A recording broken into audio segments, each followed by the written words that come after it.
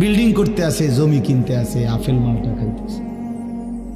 এক ছেলে আমারে নিজে বলছে, আমি সবার ব্যাপারে বলি না, এক ছেলে আমারে নিজে বলছে, হুজুর আমি একটা দেশের নাম বলছে, যেই দেশে আমার কর্মটা ছিল, চলে আসছে ওই দেশ থেকে।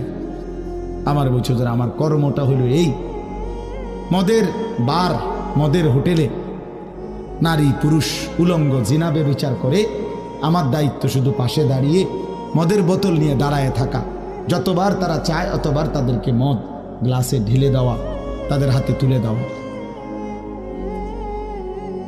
এর বিনিময়ে আমার মাসে বেতন 2 লাখ টাকা। মুসলমান, মুসলমান, মুসলমানের সন্তান, বাংলাদেশের সন্তান। তো এই টাকা যখন বাবা খাচ্ছেন, বিল্ডিং করতেছে, কোনো টেনশন নাই। আমি আবারও বলছি, আমি সবার জন্য বলি না, ওই বলছি দেখে অট্টা কইছি, কথা বুঝছেন? আমি তো নাম ঠিকানা বলি না। এই জন্য আমার বাপ, ডাক দিয়েন না, ডাক দিয়েন না, একজনও ডাক দিয়েন না, অসভ্যরে ডাক দিয়েন না। হ্যাঁ হ্যাঁ, ডাক দিবেন কেন? হাইওয়ানকে ডাক দিবেন কেন?